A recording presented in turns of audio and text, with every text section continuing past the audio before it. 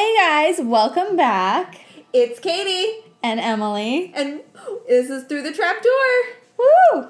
So I feel like we haven't told people what house we're in. We haven't. I'm a proud Ravenclaw. And I am surprisingly a Slytherin. I don't think that's real surprising. And not because Slytherins are awful people, because they're really not. Yeah.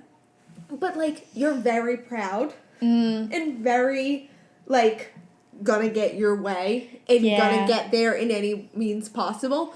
And I feel like I'm very much a Ravenclaw. And not like the Luna Ravenclaw. I feel like I'm a chill Ravenclaw where I'm gonna correct you. Yes. I've also... when you have multiple accounts on Pottermore, I also get it sorted into Ravenclaw, so I know exactly what you mean. But then I'm also a Hufflepuff, because I will mother the heck out of you. Oh yeah, yep, I can see that too. So, other fun facts about us, our husbands also, of course, because they're our husbands. And we made them get sorted into Pottermore houses. Yes, my husband is a Hufflepuff. And mine is a Gryffindor. So we have all four houses represented. We are the picture of house unity when the four of us are together. It's fantastic. It really is great. I honestly would see no other house for my husband other than Hufflepuff. Nick is such a Gryffindor. Oh yeah, they are both so loyal and Nick will literally, because not only is he a Gryffindor, but he is a Gemini. Oh, so yep. He is going to go up to bat for any person, and he will also blindly go into almost any situation in the best way possible. Yep, 100%.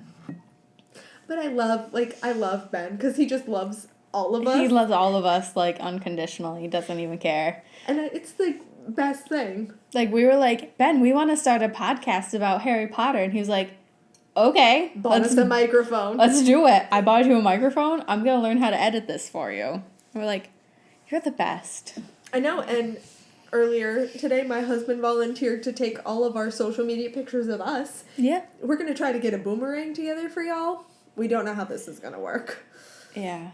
We'll see. If it's like tonight, it's not going to go very well. We'll still post it, but we're not going to look pretty. Yeah, we don't look like real humans right now because I worked today. We're drinking wine and reading fan fiction. We decided not to look like humans today. Yeah. All right, let's read. All right, we're in chapter 2 of A New Leaf to Turn. We're going to learn more about Dudley and his family. Let's go. 5:45 a.m. Too early. Dudley groaned as he looked at his alarm clock, tired and not to mention groggy. Who on earth wakes up at 5:45 in the morning? And not just any morning, but a Saturday morning, no less. Yeah, far too early. That's way too early. Coming from the person who has to wake up at 6 a.m. every day because I have to be at work at 8. Yeah, I know. I wake up at 6:30 every single morning. Even on a Saturday, because I'm so used to it. Yeah, but 5:45, that 15 minutes makes a difference. It really does. May 25th. To any other family, just another day. But to the Dursleys, Will's birthday. Woohoo! Happy birthday, Will! Dudley thought in a sleep-induced haze before reaching over and laying a hand on Diane's shoulder. Diane, wake up. A groan was the only response he got from his wife. But Dudley knew that his wife was awake. Even while half awake, he knew that a groan could be translated to, "Why on earth are you trying to wake me up at such an ungodly hour?" Wow, if we had just waited, she is us. Truth. It's the 25th, Diane. Will's... Unfortunately, Dudley wasn't able to finish his sentence when the sound of footsteps were heard, much heavier and faster than Marigold's, which could only mean... He wouldn't, Diane muttered from under the comforter. The racing footsteps made their way down the hall, gaining speed. Dudley groaned. He would. And he did. Just as Dudley's alarm hit the 5:47 a.m. Who sets their alarm to 5:47 I was a.m. literally thinking the same thing. That is such a weird time to set an alarm for. Set it to 5:45 Or 6. or 6. Don't pick 5:47. What is this? Will made his grand entrance into his parents' room, which included him making a flying leap onto his parents' bed, just as he had for as long as anyone could remember. Both Diane and Dudley hoped every year that on his birthday, Will would decide that he was too old to jump on his parents' bed at dawn and alert the entire neighborhood that he was a year older. That maybe one year he would just decide to sleep in. Unfortunately, Will had decided that he liked his self-made tradition. It's my birthday! Happy birthday to me! I'm 11 now! I'm 11! I feel like I was that obnoxious at 11. 110%. Will laughed joyously, bouncing with every word he shouted. Dudley groaned at every bounce, and Diane hid under the covers, trying to hide from her son. That ain't gonna work, girl. William, can't you be like normal boys and sleep in on a Saturday morning? Dudley said, half joking as he sat up, just as Will plopped down next to him. Will only grinned. No way, Dad, I'll never be normal. That's what's so special about being normal. Good attitude. A muffled response caused both the Dursley men to look over at Diane. I'm sorry, sweetheart, what was that? Dudley looked at Will, trying not to grin.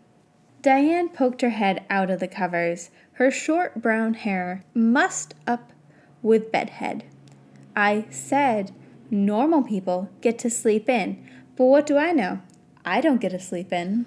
At this, both blondes laughed. Aw, Mom, I'm sorry, Will tried to say with a straight face, but Diane didn't buy it. William Jeremiah Dursley, don't you ever lie to my face like that. Diane put on her best stern face, but it melted quickly as she watched her son. Now come here so I can give you your birthday kiss. Ah, yes, the birthday kiss. It was Diane's own tradition. One that Dudley swears was revenge for Will waking her up on her days off. But he knew better than to question his wife. Mom, do I have to? The smaller blonde wrinkled his nose, but made his way over to his mother. Dudley stifled a laugh as Diane gave Will a sloppy wet kiss on his son's cheek. Yuck, it's wet, Will grimaced, scrubbing to get his mother's kiss off his cheek. Well, if that's how you're gonna be, then I'll just give the rest to your father, Diane smirked, leaning over to peck Dudley on the lips. Good morning, she said with a soft smile. Dudley smiled in return. Good morning to you too. Zoo! All three Dursleys, sitting on the bed, turned to look at Marigold, who had woken up during the commotion. Giggling, Mari climbed into the bed next to her brother. We're going to the zoo! How could Dudley have forgotten? Will had asked they take a few of his friends to the zoo with him for the day before having cake and ice cream with his parents back at their house. Oh, the irony, Dudley mused. Not sure if irony was even the proper name for the situation. Perhaps a coincidence? Or an omen? Come on, Dad, I want to see the snakes. Will laughed at Dudley. I just want you to know that I didn't read that like a normal person. I just leaned over the edge of my chair to read that. I was like, I just want to reenact it for them. I know. Snakes! But I think it was perfect, and then I was about to say, whoa, maybe it is an omen. And then you had to explain how you acted it out, because I was, intently reading my paper, and I just saw it out of the corner of my eye, and I thought it was great. Snakes! I don't think an 11-year-old boy would ever say snakes like that.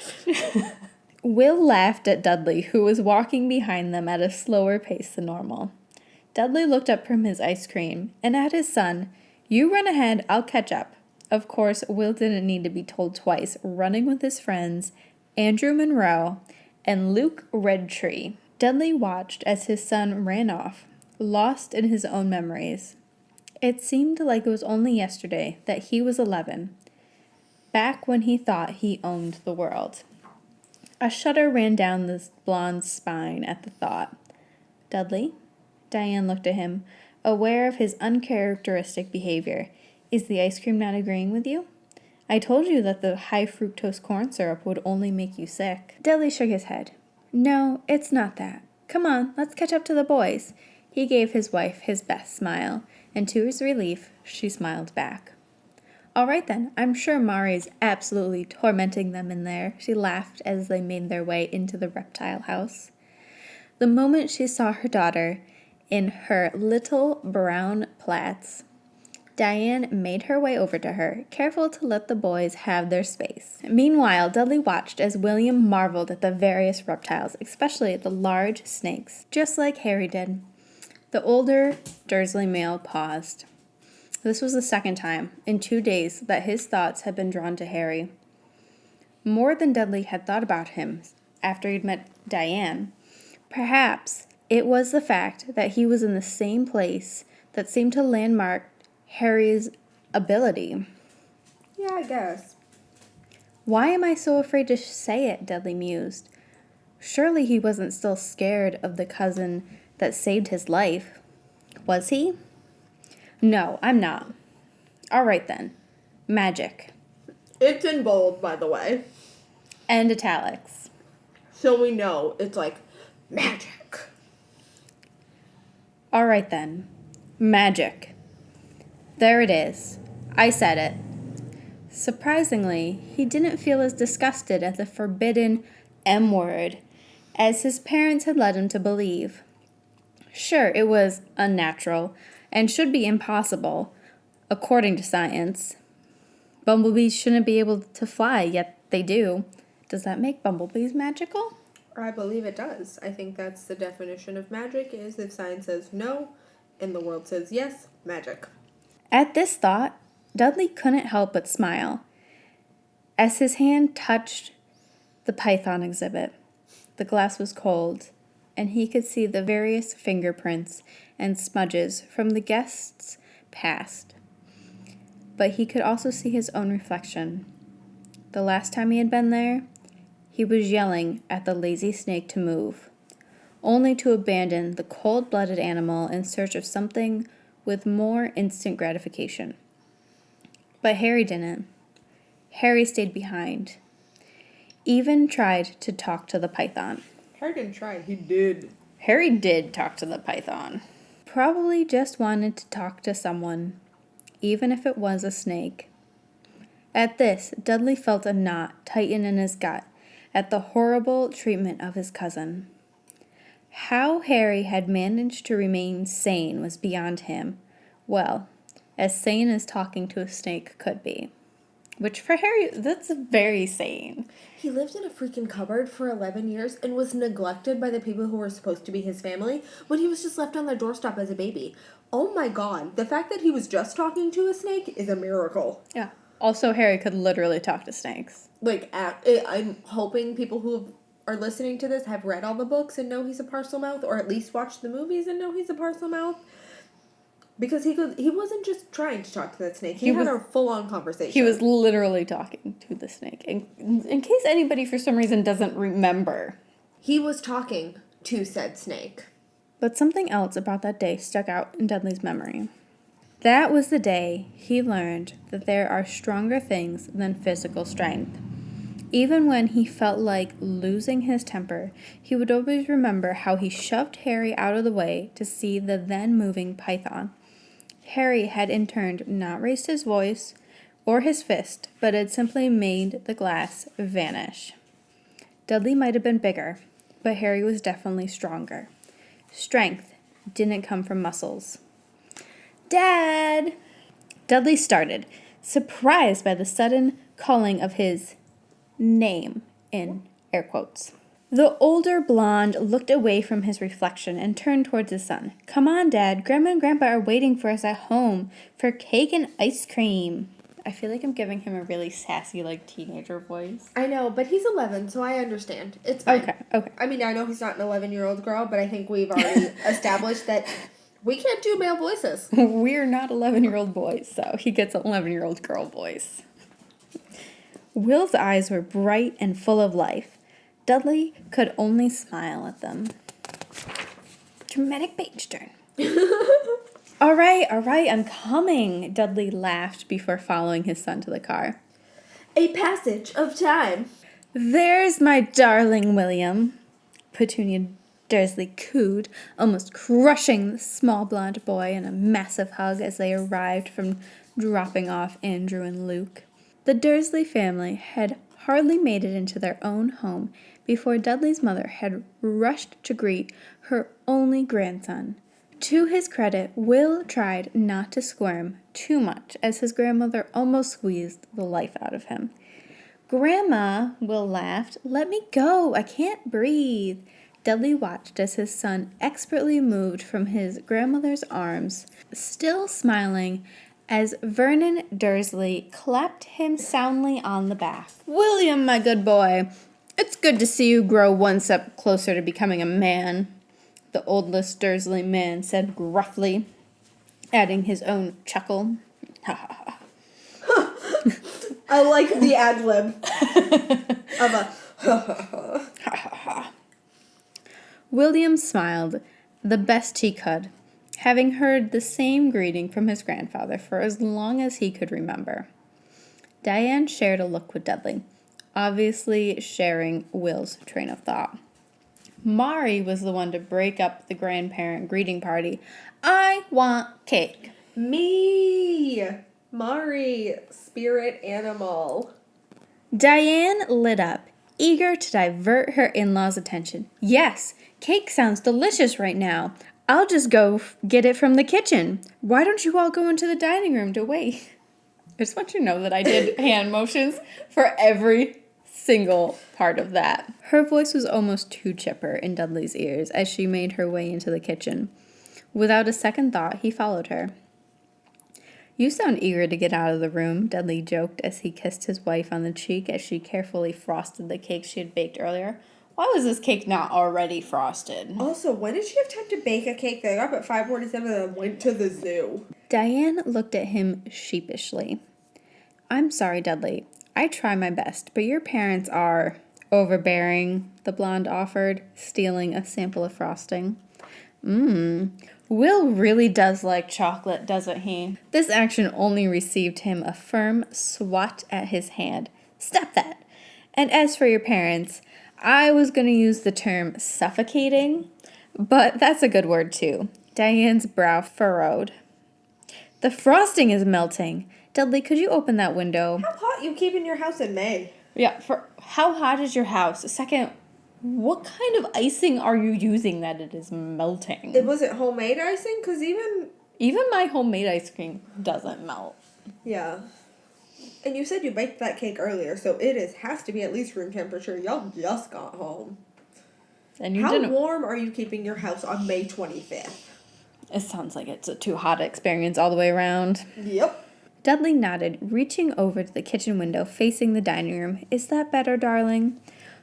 No, you literally just opened it. That's not better. It's not better. It's been 4 seconds, Dudley. Well, this next sentence proves that she is just as sarcastic as we are. Blue eyes narrowed at him, but in good humor. Why, yes, my Duddykins. Thank you so very much. A grin spreading across her lips as Dudley groaned. I wish my mother had never told you that nickname. It's embarrassing. At this, Diane laughed. Whatever you say, Big D. That is even better. I love Duddykins, but I totally think I would use Big D way more. Oh, yeah. Torment him with that. Dudley shook his head as his wife's nimble hands frosted the cake with a calm ease that not even his mother had managed to have. Before he knew it, his son's cake was wonderfully frosted, and they had 11 blue candles standing straight up. Shall we wish our son a happy birthday? Diane said with a sweet smile, the smile that Dudley had fallen in love with. Well, ain't that sweet? Maybe he's not such a dick. We established that last chapter. I know, but I'm still on super canon Dudley, and I want this to be canon. I do. But we didn't get any post, you're not a waste of space, Dudley canon at all. That's true. Of course, lead the way. Diane rolled her eyes as Dudley picked up Will's cake and proceeded to carry it to the dining room, where his son was being questioned by Dudley's father about his lack of sportings, while Marigold sat awkwardly in her grandmother's lap. In the background, Dudley could see a small pile of presents his parents had brought. He silently prayed that they hadn't tried to match the number of presents he had gotten for his 11th birthday. Honestly, what child needs 37 gifts? There couldn't possibly have been 37 things I had wanted. Dudley tried not to roll his eyes at his younger self's greed and focused on the present. More importantly, his children. Grandma, can I sit in my own chair? Mari whined, trying to get into her own chair. Dudley chuckled. Mari really is my spirit animal. She really is. That's just me. Mom, could you take a picture of Will with his cake? I need a few of the whole family with him. He could have sworn he heard Mari give a sigh of relief when his mother set the 9-year-old girl down to take Dudley's camera. Will frowned. Do we have to? Diane leaned forward to whisper something in her son's ear. But Dudley didn't hear it. Whatever she said made William's attitude make a complete turnaround. Smiling brightly for his grandmother as Dudley moved beside his wife, behind his son, who was seated at the head of the table, Mari tugged on her father's trouser leg. Daddy, pick me up! Dudley smiled at his daughter before taking her into his arms. His little girl's eyes seemed to brighten as she hugged her father. Meanwhile, Dudley's own mother, beaming from behind the camera.